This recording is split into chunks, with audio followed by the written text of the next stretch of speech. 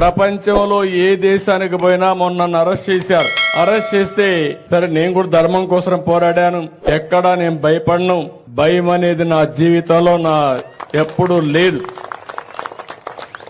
అలాంటిది 53 రోజులు నన్ను ఇచ్చేస్తే కనీసం 80 దేశాల్లో మన పిల్లలు ఈ మారిగానే రోడ్డు మీదకి వచ్చి 53 రోజులు ప్రదర్శన చేశారు 80 దేశాల్లో. అంటే ఈ రోజు చూస్తే ఒక 100 దేశాల్లో మన పిల్లలు ఉన్నారు. ఇప్పుడు నేను వర్క్ ఫ్రం హోమ్ ఎవరున్నారంటే రమ్మంటే అందరూ వచ్చారు. రేపు మీరు ఏ దేశానికి పోయి బాగా బిల్డింగ్లు ఉండే దేశం, బాగా అభివృద్ధి అయినటువంటి కాలనీకి పోతే అందులో తెలుగు వాళ్ళు ఉంటారు, భారతీయులు ఉంటారు. అది మన సత్తా ఈ రోజు. అయితే అక్కడ ఇవన్నీ వచ్చినప్పుడు ఇక్కడ ఎందుకు తయారు చేయలేమనేది నా పట్టుదల. అందుకే నేను మీ అందరికి హామీ ఇస్తున్న, పిల్లలు వర్క్ ఫ్రం హోమ్ పనిచేస్తున్నారు. అయితే మీకు ఒక స్టేజ్ వచ్చిన తర్వాత బోర్ కొడుతుంది, మెషిన్ తోనే కూర్చోలేరు, కాబట్టి కొంచెం సోషల్ లైఫ్ కూడా ఉండాలి.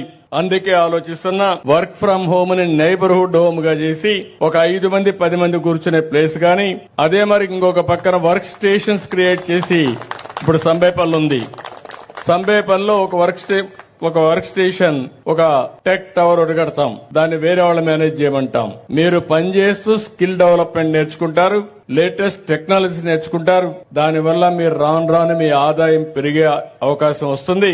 అదే మాదిరిగా కడప లాంటి దగ్గర ఇంకా ఎక్కువగా కో వర్కింగ్ స్పేస్ క్రియేట్ చేస్తాం. అంటే కంపెనీలు వచ్చి వాళ్లే రన్ చేసుకున్నట్టుగా. ఇంకా అవసరమైతే జీసీసీకి కూడా ప్రాధాన్యత ఇస్తున్నాను. అంటే ఎవరైనా గ్లోబల్ కాంపిటేటివ్ సెంటర్స్ పెట్టుకుని వాళ్ళు కూడా ముందుకు వస్తే వాళ్ళకు కూడా ఇచ్చి, ఫైనల్ గా నేను ఇచ్చే ఇన్సెంటివ్స్ అన్ని ఇస్తాను వాళ్ళందరికీ. ఏమని, మీ ఆదాయం పెంచితే, ఎంత ఆదాయాన్ని పెంచితే అంత ఎక్కువ ఇన్సెంటివ్స్ వాళ్ళకి ఇచ్చే విధంగా కొత్త పాలసీని తీసుకొచ్చానని చెప్పి కూడా నేను మీకు తెలియజేస్తున్నా.